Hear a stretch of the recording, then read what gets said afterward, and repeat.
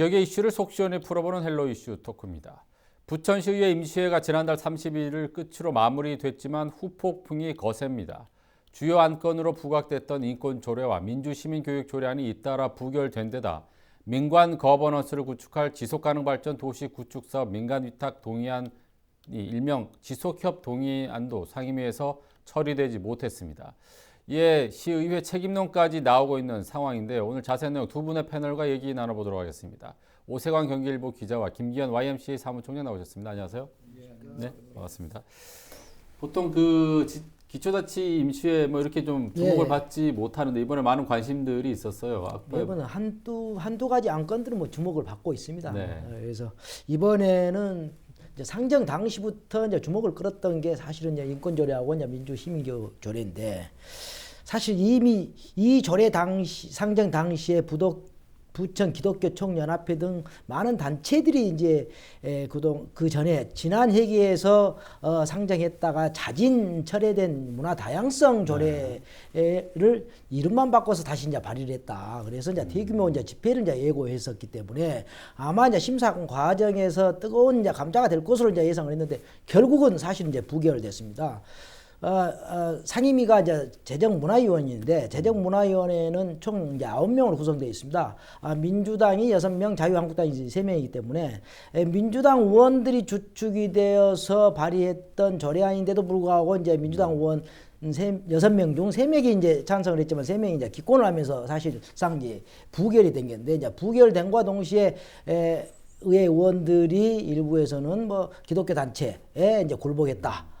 또 내년 총선을 겨냥한 어떤 정치적인 선택을 이제 했다라는 어떤 지적을 하고 있는데 사실은 당시 심사 과정에서도 자유한국당 의원들은 적극적인 어떤 그 반대 입장을 피력했는데도 불구하고 이제 민주당 의원들은 반대 입장 표명 없이 그냥 표결해서 그냥 기권표를 던졌어요. 이제 그 이후에 아마 이제 부결된과 동시에 이제 본회의에서 다시 상정하자라는 이제 안도 제시됐는데 이미 전체 민주당 의원 20명 중에 이 두 조례안을 긍정적으로 찬성하고 있는 의원은 7명에 불과하기 때문에 도저히 본회의에서도 통과되기 어렵다. 그래서 이제 포기했기 때문에 최종적으로 이제 부결된 거고 다음에 이제 상정될지는 이제 두고 봐야 될 것 같습니다. 네.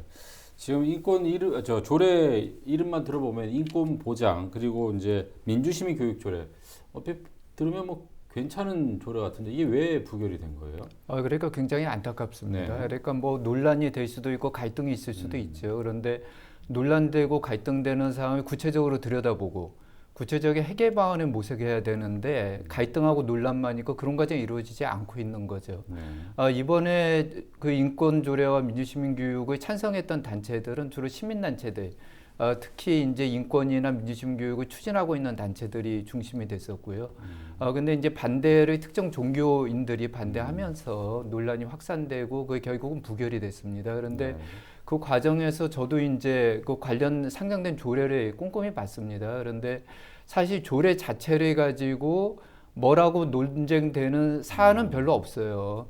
그런데 저도 반대하는 분하고 얘기를 나누다 보니까 이런 조례가 되고 나면 동성애가 확산되고 그리고 이슬람이 확산되는 거 아니냐 이런 우려를 가지고 얘기하시고 계신 거거든요. 그래서 그런 사실관계하고 우려 사이의 격차를 그럼 좀 생산적인 과정이나 토론을 통해서 해결해야 되는데 그런 것들이 없이 상정되고 부결되고 갈등만 남아있고 이런 것들이 굉장히 안타까운 상황입니다. 얼핏 들어보면 조례안의 내용보다는 진보 보수의 대결이 아니었나 이런 얘기들인데 그런 측에서 저는 그거는 좀 의견이 좀 다르고요. 그러니까 우리가 진보 보수 얘기할 땐 사회 전반적인 사안을 가지고 이렇게 판단해야 되는데 이번 같은 경우는 인권 증진과 민주시민 교육도 진보 보수 사실 반대할 내용은 아니지 않습니까? 근데 구체적인 내용보다는 어떤 우려, 그러니까 동성애나 아니면은 그 이슬람의 확산 우려 이런 것들이 굉장히 부각됐기 때문에 사실 그거는 진보 보수 의제라고 보기도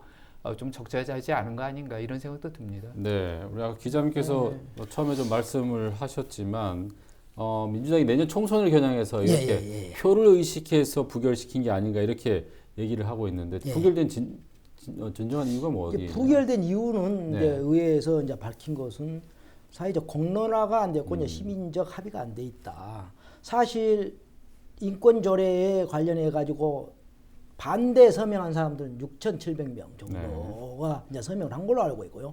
거기에 찬성 서명한 사람들은 670명, 이제 10분의 1 정도의 어떤 수준인데, 그걸로 본다면 적어도 조례라는 게 대다수의 어떤 그 시민들이 공감하는, 공감대가 형성되어 있는 어떤 내용들로 구성이 돼야만이 절대적인 어떤 시민들의 지지를 받을 수 있는 건데, 대다수의 시민들이 반대하는 안건이다. 반대 서명을 했기 때문에 이 인권이라는 게 이제 사실은 사람마다 이제 지수는 다를 수도 있어요. 아까 우리 그 함 총장님께서 말씀하셨다시피 뭐 동성애자, 성소수자, 지금 현재 가장 문제되고 있는 이 인권의 내용 자체가 성소수자인데, 성소수자 중에 이제 동성애자예요. 동성애자까지도 인권을 보장해 줄 필요가 있느냐라는 게 이제 반대하는 어떤 단체의 어떤 주장인데, 사실 이제 진보적인 어떤 정의당 입장에서는 다 모두 많이는 다 평등하다라는 관점에서 보고 있기 때문에 의원들이 반대하는 것은 자기들 이념의 문제, 가치의 문제, 소신의 문제이지 어떤 정치적인 판단은 아니었다고 보거든요. 그 일부 중에서도, 의원들 중에서도 동성애는 절대적으로 이제 반대하고 있다. 동성애라는 게 사실은 지금까지 이제 음지에서 활동을 해왔고, 우리의 일반적인 가치에서 봤을 때 과연 우리 일반인들이 동성애를 과연 우리 사회의 일원으로 받아들일 수 있느냐, 그런 문제가 있기 때문에 아직은 시기상도다. 시간을 더 두고 더 면밀한 어떤 사회적 합의, 공론화가 필요하다라는 입장에서 부결된 걸로 저는 알고 있습니다. 동성애 문제는 글쎄 아직까지도 사회적인 문제가 계속되고 있긴 한데, 그래도 그렇습니다. 과거보다는 굉장히 그 성소수자의 어떤 인권을 존중해야 되는 그런 사회적 분위기가 많이 일고 있긴 한데, 이번에 그럼 핵심이 그 성소수자에 대한 어떤 조례 제정이 이슈가 됐었나요? 그러니까 그게 제가 굉장히 안타까운 게 조례 내용 안에 그런 내용은 없습니다. 그런 내용은 없는데 그런 조례가 되면 그런 우려가 있다는 거거든요. 그래서 제가 굉장히 안타까운 게, 좀 전에 이제 말씀하셨지만 부천시의회 그 속기록도 제가 봤습니다. 그래서 시의원들이 여기에 대해서 논의를 하면서 어쨌든 시민동 공간이 부족하기 때문에 부결하자고 하는 거는 저도 이해가 돼요. 그런데 그러면 중요한 정책을 찬성이 600명, 반대가 6,000명이 하면 그거를 부결시키고 그렇게 없어지는 게 맞냐 하는 문제가 있는 거죠. 그리고 우리가 인권이나 민주시민교육을 얘기할 때 그 조례 안에는 문구가 없거든요.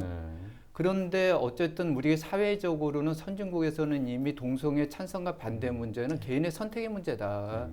그런데 동성애자라고 차별해도 되는가 하는 게 쟁점이 되고 있는 부분이에요. 그리고 우리 사회에서도 동성애자라고 차별해도 되는가 하는 문제가 사회적으로 예전보다는 굉장히 문제의식이 고조되고 있는 게 사실입니다. 그런데 사실 민주시민교육 조례나 인권조례는 그런 관련 조항도 있지도 않아요. 그러면은 민주시민교육과 그 인권조례 관련해서 부결이 됐다고 하더라도 그럼 민주당이 책임 있는 다수당으로서 우리 사회의 부천 지역의 인권 문제나 차별 문제 어떻게 바라볼 것인지, 이후에는 이 문제를 어떻게 다룰 것인지가 사실 핵심적으로 중요한 문제입니다. 그런데 이런 문제에 대한 논의는 없이 찬반만 부각되고 어떤 그런 그 600대 6천 그런 어떻게 보면 이해 당사자들이거든요. 그러면은 시민적인 입장에서 이 문제를 어떻게 바라볼까 하는 과정이나 공론화는 전혀 없이 그렇게 처리되는 게 맞는가? 그렇게 부결해 버리면 이후 과정은 어떻게 되는가? 그러면 이후 과정에 대한 정치적 책임은 누가 지는 것인가?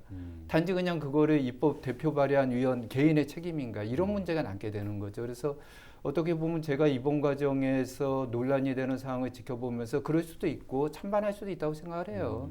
그런데 그런 것들이 정치적으로 다루어지는 과정이 이게 너무 성숙되지 못하고 민주적인 절차가 아직은 확립되고 있지 못하다. 이런 것들을 부천시의회가 어떻게 개선해 나갈 것인가 하는 게 중요하지 않나 이렇게 생각합니다. 네, 그래서 일부에서 이제 일어난 이런 비판 때문에 이번 그 의회가 좀 많이 좋지 않은 시각으로 많이 보고 있는데, 특히 다수당임에도 불구하고 이게 같은 당 의원이 발의한 것을 상임위조차 지금 통과를 못한 상황이거든요. 집안 갈등으로 비화되고 있는 게 아닌가 이렇게 얘기가 나오는데 어떻습니까? 다수당이다 보니까 이제 충분히 이제 통과될 수 있을 걸로 자신을 했던 것은 사실이에요. 그렇지만 일부 의원들은 이미 그 전에 다양성 조례가 이제 자진 처리됐기 때문에 이번 조례도 사실은 쉽게 통과되지 못할 것이라고 전망했는데 이제 결국은 이제 그렇게 됐어요. 사실 인권 조례 관련해서는 찬성 의원들이 16명이나 됩니다. 이제 네. 그분들 중에서도 사실은 재문에 소속돼 있는 의원들이 이제 반대를 했습니다. 네. 그렇다고 본다면 그 사람들이 반대 논리만 갖고 이제 반대를 했겠느냐, 네. 정치적인 논리만 갖고 반대했겠느냐, 그거는 아니고 또 기독교 단체 대규모 어떤 집회가 이루어져서 거기에 굴복해서 반대를 했다라기보다는 아직까지는 우리 사회가 아까 이야기했다시피 네. 받아들일 수 있는 동성애, 어떤 사회적 약자인 모든 사람들이 평등하다는 어떤 논리보다는 성소수자가 혹시 거기에 포함되지 않을까, 광의로 이제 그 문구를 이제 해석한 거죠. 다양성을 존중하고 성평등이 있다. 양성평등이 아닌 성평등에서 봤을 때는 동성애라든가 양성애자, 뭐 트랜스젠더도 전부 다 어떤 그 인권자로서 인간의 어떤 기본적인 권리, 의무, 지위, 이 자격을 다 받을 수 있다라고 보는 것 자체를 아직은 용인할 수 없다라고 이제 보여지기 때문에 충분히 시의원들 입장에서 반대, 또 기권한 부분에서는 기권한 의원들 입장에서는 자기들 이제 자당에서 이제 발의한 안건이었기 때문에 충분히 이제 뭐 검토도 해봤겠지만, 그래서 이제 기권함으로 있어서 자기의 어떤 의사를 표현하지 않았겠느냐. 뭐 당내 이제 갈등은 없었고 집안 싸움이라고 또 볼 수도 없다고 보고 있습니다, 저는. 네. 자, 조례안이 부결된 것도 외에 그 아까 말씀드렸던 지속 협의에 동의안, 이것도 부결이 됐죠. 지속 가능 발전 협의회. 일단 지속 가능 발전 협의회가 뭔지 좀 약간 좀 설명을 좀 해주시고요. 이번에 이게 왜 또 부결이 됐는지.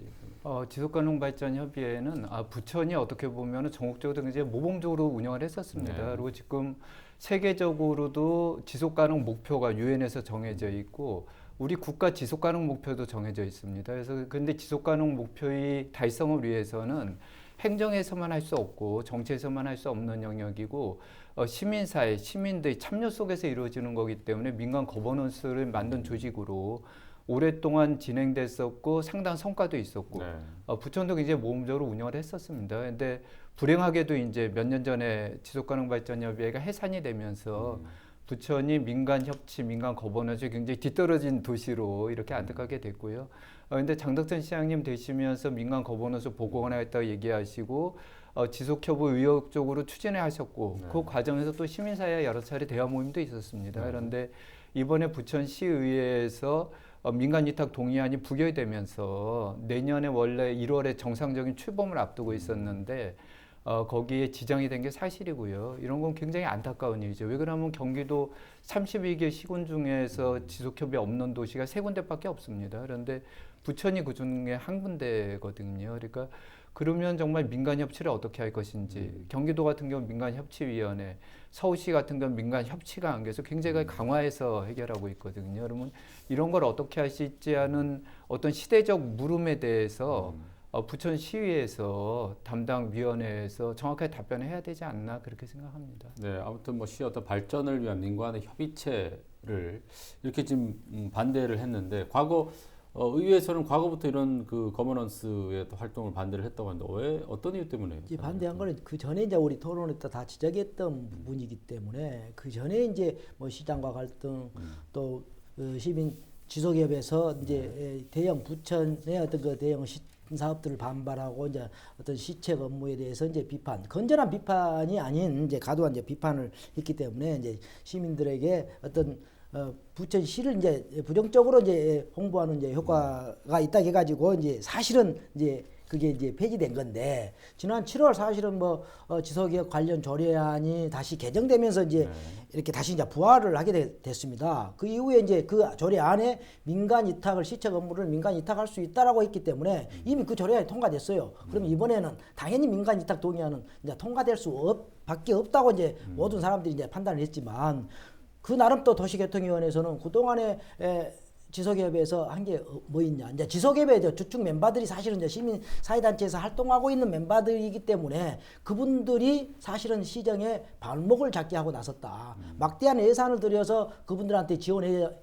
주고 있는데 시책에 반대 운동이나 하고 있고, 부천시의 지속 발전 가능한 어떤 업무를 하고 있느냐 거기에 대한 어떤 의구심을 갖고 있었던 것만 사실이에요.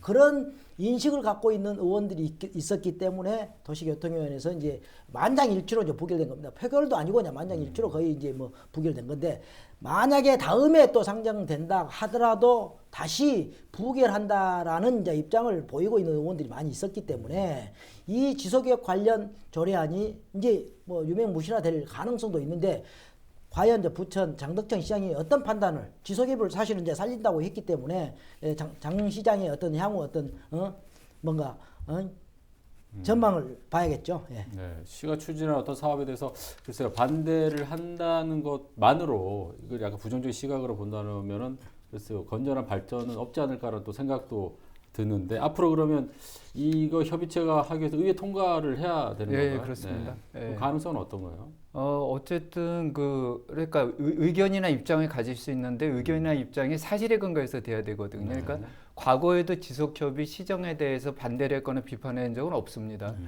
그 쟁점되는 사항에 토론회를 진행을 했죠.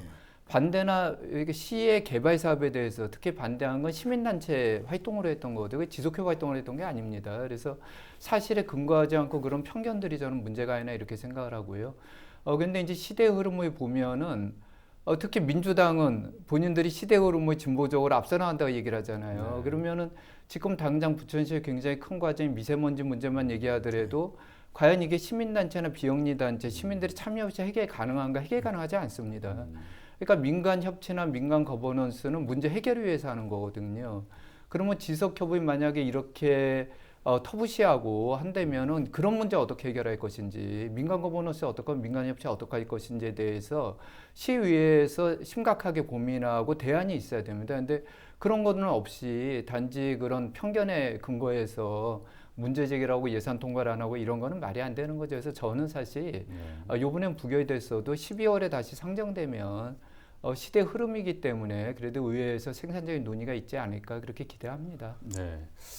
시의원들, 시의회가 시민사회단체에 대한 어떤 그 공감대가 형성되지 않았기 때문에 이제 발생한 거기 때문에 부천 시민사회단체도 문제가 있다고 보여지거든요. 부천시에 왜냐하면 그 시민단체가 의원들을 평가를 했어요. 매년 평가를 해오고 있습니다.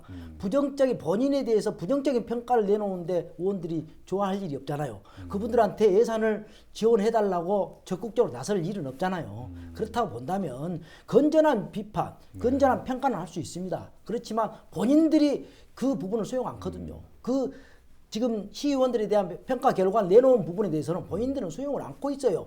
잘한 의원들, 잘못한 의원들이 내가 왜 못했는데 저 사람이 왜 잘했는데 라는 판단을 하고 있기 때문에 그런 부분들에 대해서 이제 공감대가 먼저 형성돼야 되지 않겠느냐 저는 그렇게 생각하고 있습니다. 네. 누구를 평가하고 평가받는 거 이게 참 객관적으로 해야 되는데 양쪽이 이렇게 합의할 수 있는 그 평가를 내리기 참 쉽지는 않은 것 같습니다. 자, 지속협의회 얘기는 뭐 여기서 좀 마무리하고요. 인권 관련 조례 끝으로 좀 하나 짚고 넘어가겠습니다. 후유증이 좀 클 것 같은데 어떻게 재논의 가능할까요? 어떻습니까? 당연히 재논의해야 된다고 생각을 하고요. 사실 과거에는 그 기초의회는 정당공천제가 없었습니다. 그럼 내처이란 건 있었지만 사실 표결에 하더라도 정당별로 표결은 없었어요. 그런데 우리나라가 정당공천제를 도입한 건 책임정치 구현 때문에 도입을 한 겁니다. 그러면 정당 공천을 하면서 정당의 책임성을 강화시켰다는 거거든요. 그러면 이 정도로 지역에서 갈등과 논란이 됐으면 정당이 민주당이 다수당이 민주당이 책임을 지고 이후에 그런 부천 지역의 인권 증진 그 다음에 그런 어떤 개인의 어떤 침해에 대한 문제 해결 이런 것들을 어떻게 할 것인가 이런 논의는 당연히 해야 된다고 생각합니다. 네, 우리 오 기자님 어떻게 재논의 가능할까요? 다른 국가에서 인정한다. 그리고 모든 단체에서가 아닌 일부 단체에서 그걸 용인할 수 있다라고 본다고 해서 또 국가인권회가 차별을 금지하지 말아라 라고 한다고 해서 모든 과정 없이 모든 분야, 사회적 약자들에 대해서 인권을 보장해 줘야 된다는 어떤 논리는 아직까지는 우리 스스로 아까도 이야기했다시피 성소수자들에 대한 어떤 그 권익 보호 부분에 있어서는 충분히 어떤 좀 더 면밀한 어떤 시간을 두고 검토해 볼 필요가 있지 않겠느냐 그렇게 보고 있습니다. 네, 아무튼 오늘 부천시의 임시회 결과 두 분의 의견은 좀 팽팽한데 어느덧 뭐 시간이 더 돼서 다음에 기회가 되면 또 요 두 가지 주제를 갖고 두 분을 모시고 자세한 얘기하겠습니다. 오늘 말씀 감사합니다. 감사합니다. 감사합니다.